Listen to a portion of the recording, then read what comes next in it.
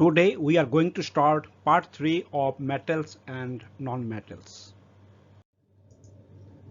Today we are going to discuss amphoteric oxides.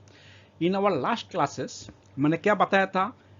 Most of the metals burn in oxygen to form metal oxide. और metal oxide क्या है?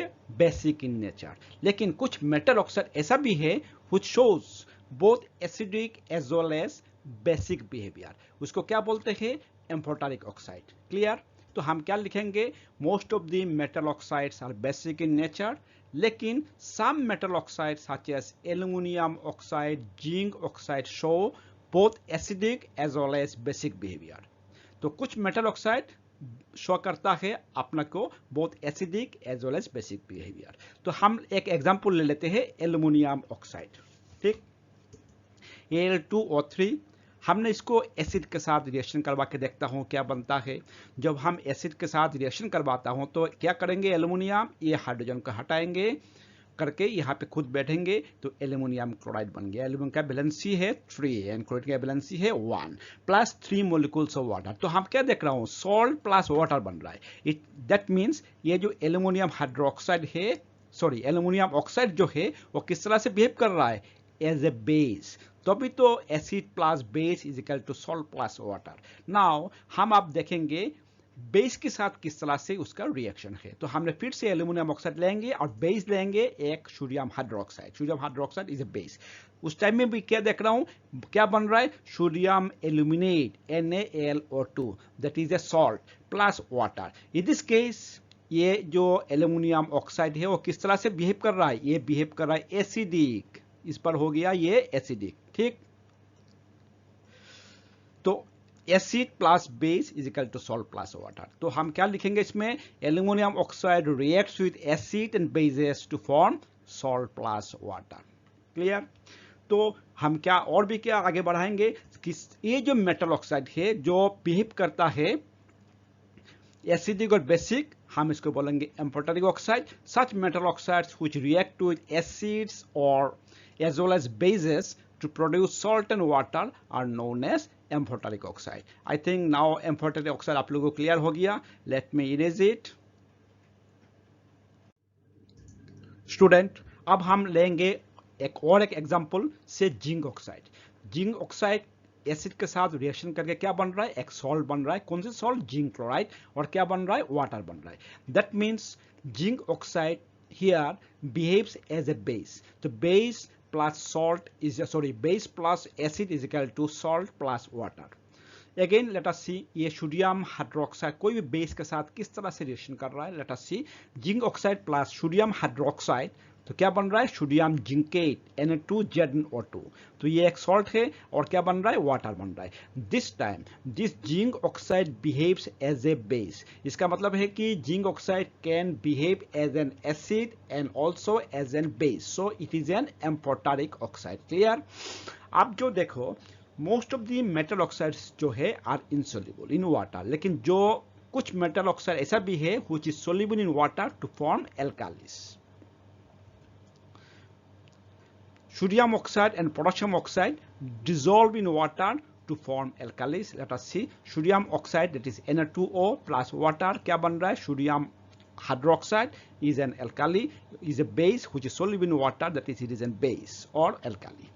Let us take one more example. Potassium oxide plus water क्या बन रहा है? Potassium hydroxide. तो it is also a base and also soluble in water. That means these are alkalis. Clear? Let me erase it first.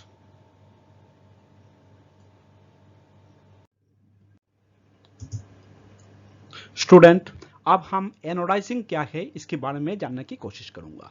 इसका पहले एक चीज बता रहा हूं. जब एनोडाइजिंग पढ़ोगे तो साथ साथ आपको दिमाग में आना चाहिए कि what is galvanising.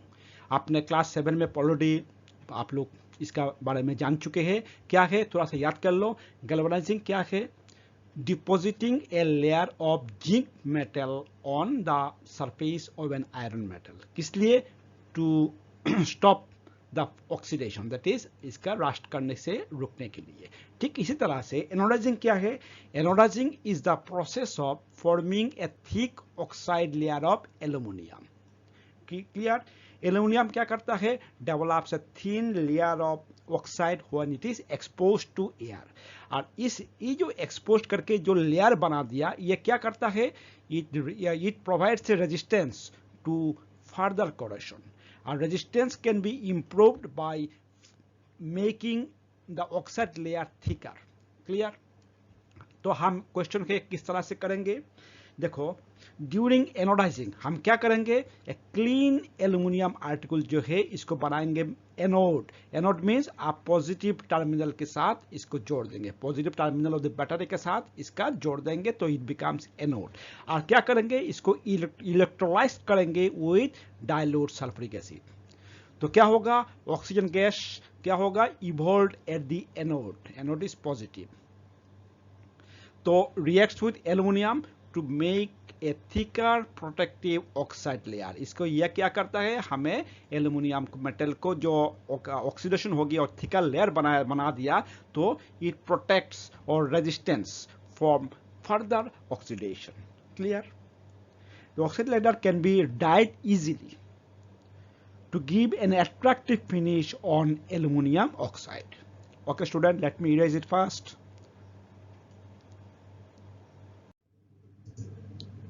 Now let us start an activity. Very simple activity है।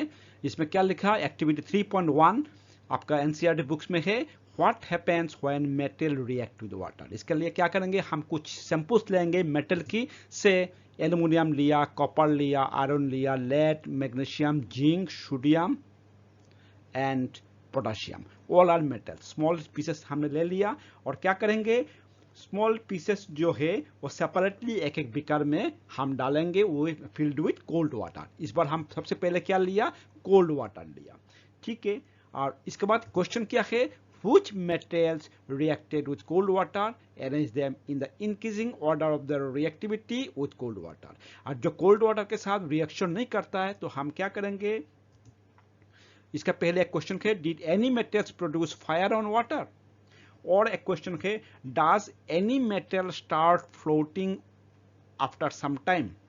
इसके बाद क्या है एक्टिविटी में जो है, put the material that did not react with cold water. जो मेटेरियल्स कोल्ड वाटर के साथ रिएक्शन नहीं होगा तो क्या करेंगे, हम हॉट वाटर लेंगे बीकर में, और इसके बाद हम टेस्ट करेंगे कि हॉट वाटर के साथ कौन सी मेटेरियल रिएक्ट करता है। क्लियर। इसके बाद जो मेटेरियल हॉट वाटर के साथ भी रिएक्शन नहीं करता है तो हमें क्या करेंगे, हम स्टीम उसमें पास करवाएंगे। तो हमने क्या लिखा, for the material that did not react with hot water, arrange the apparatus as shown in the figure, observe their reaction with steam। जो मेटेरियल कोल्ड वाटर के साथ रिएक्शन नहीं कर रहा है तो उसको क्या करेंगे, हॉट वाटर के साथ रिएक्शन करवाएंगे, और जो मेटेरियल हॉट वाटर के साथ भी रिएक्शन नहीं कर रहा है तो क्या करेंगे, उसके अंदर स्टीम पास करवाएंगे। इसके बाद देखता हूं क्या रिएक्शन होता है।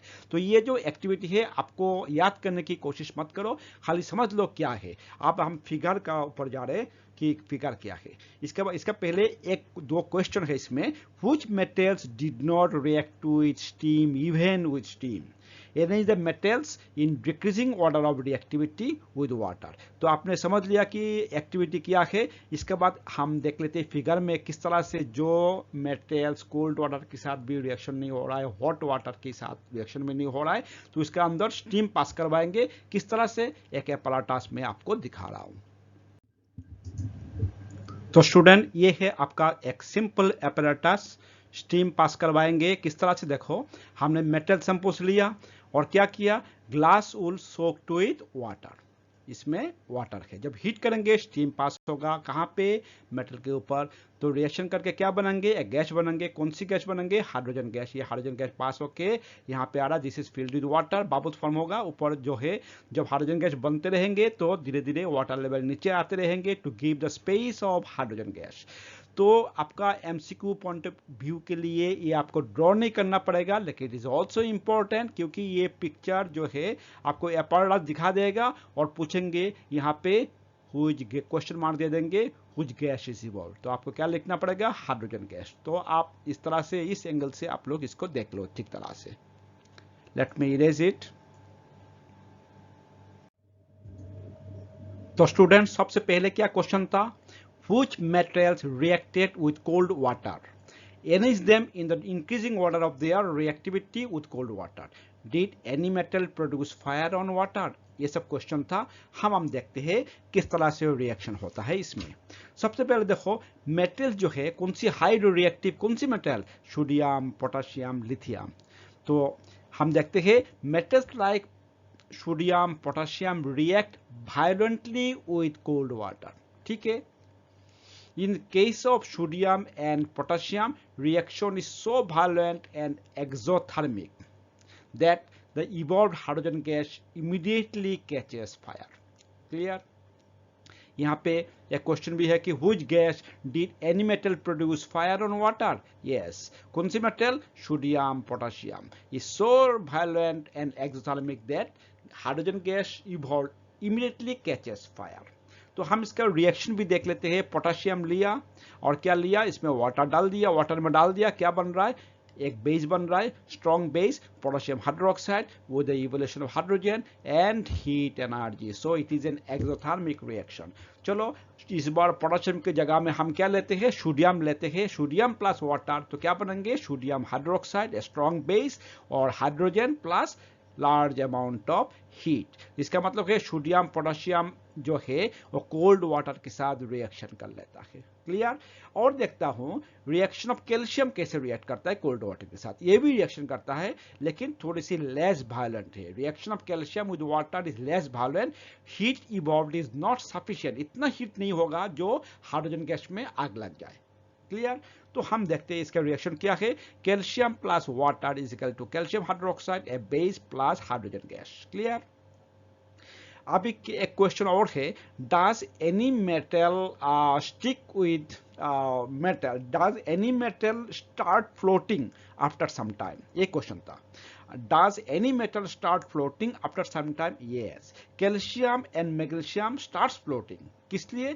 Bubbles of hydrogen gas जो फॉर्म होता है वो क्या करते हैं, सरफेस ऑफ द मेटल के साथ स्टिक हो जाता है। तो धीरे धीरे hydrogen gas lighter than air, so ये ऊपर आते रहेंगे। तो ऊपर आते रहेंगे तो क्या होगा, it stick to the surface of the metal के लिए ऊपर आते रहेंगे। तो ये मेटल फ्लोट करते रहेंगे आफ्टर सम टाइम। तो क्या लिखे हमने, calcium and magnesium start floating because bubbles of hydrogen gas formed stick to the surface of the metal, इसलिए ये ऊपर फ्लोट करते रहेंगे। क्लियर? अगर कोई इसमें दिक्कत है तो right in the comment box, मैं इसको डिस्कस करते रहूंगा फिर दोबारा। तो स्टूडेंट अब हम देखेंगे metals reacted with hot water. कुछ मेटल्स जो है वो कोल्ड वाटर के साथ रिएक्शन नहीं करेंगे but it will react with hot water. जैसे magnesium, magnesium do not react, magnesium जो है वो does not react with cold water, it reacts with hot water. क्या बनेंगे, मैग्नीशियम हाइड्रोक्साइड, और क्या बनेंगे, hydrogen. It also starts floating, ये भी नोट कर लो, इट ऑल्सो स्टार्ट्स फ्लोटिंग, किस लिए, due to the bubbles of hydrogen gas sticking to the surface of the metal, इसलिए ये भी फ्लोट होते रहेंगे। क्लियर? अभी हम केमिकल इक्वेशन लिखते हैं, Mg plus water is equal to MgOH2 plus hydrogen gas. Clear? लेकिन ये मैग्नीशियम जो है स्टीम के साथ वेरी रैपिडली रिएक्शन करके क्या बनते हैं, मैग्नीशियम ऑक्साइड। तो मैंने क्या लिखा, magnesium reacts with steam very rapidly, very important line, to form magnesium oxide and hydrogen gas. तो क्या लिखेंगे, Mg plus water is equal to MgO plus hydrogen gas. Clear? अब देखेंगे जो मेटल्स कोल्ड वाटर के साथ रिएक्शन नहीं हो रहा है, हॉट वाटर के साथ भी रिएक्शन नहीं हो रहा है, लेकिन स्टीम के साथ रिएक्शन हो रहा है, कौन सी मेटल्स है, metals like aluminium iron zinc do not react with either cold और हॉट वाटर, लेकिन स्टीम का साथ रिएक्शन होगा to form metal oxide and hydrogen gas. देखता हूं रिएक्शन क्या है। सपोज सबसे पहले लो एल्यूमिनियम लिया प्लस वाटर, तो क्या बनेंगे, एल्यूमिनियम ऑक्साइड, और ये एल्यूमिनियम ऑक्साइड क्या है, एम्फोटेरिक ऑक्साइड, अभी जो बताए थे, प्लस हाइड्रोजन गैस। अब देखता हूं आयरन किस तरह से रिएक्शन कर रहा है। आयरन जो है वाटर के साथ रिएक्शन करके Fe3O4 बन रहा है, that is iron 2,3 oxide, balance is 2 and 3 both, oxide plus hydrogen. Actually Fe3O4 जो है वो क्या है, FeO डॉट Fe2O3, Fe2O3। यार देखो ऑक्सीजन का वैलेंसी कितनी है 2, आयरन का वैलेंसी है 2, तो कल ये है आपका आयरन 2 ऑक्साइड और ये क्या है आयरन 3 ऑक्साइड, तो इसलिए मैंने लिखा iron 2 3 oxide plus hydrogen. Clear. अब हम इसको इरेज करता हूं, तब तक आप लोग इसको देखते रहो। तो स्टूडेंट इन जनरल टर्म में हम क्या लिख सकते हैं, metal plus water is equal to metal oxide plus hydrogen. Clear. और मेटल ऑक्साइड प्लस वाटर बल्कि क्या बन रहा है, मेटल हाइड्रोक्साइड बन रहा है। क्लियर। तो हमने क्या लिखा, metal reacts with water and produce a metal oxide and hydrogen gas. Clear. और मेटल ऑक्साइड जो सोल्यूबल इन वाटर डिजोल्व हो जाएंगे to form metal hydroxide। लेकिन all metals do not react with water, सारे मेटल वाटर के साथ reaction ना भी हो सकता है। क्लियर। और देखो what happens when metals react with acids, अगर मेटल्स रिएक्ट करता है एसिड के साथ, लेकिन एसिड होगा डाइल्यूट एसिड, तो क्या बनेंगे salt plus hydrogen gas, salt plus hydrogen gas। metal react with acids to give salt and hydrogen gas। Clear. हम इसका ऊपर जो डिस्कस करेंगे इलैबोरेटली इन आवर नेक्स्ट क्लास। हम इसको इरेज करते हैं।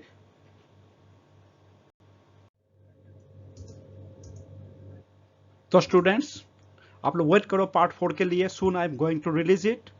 For any query on part 3 write on the comment box, I shall give the reply. Thanks for watching.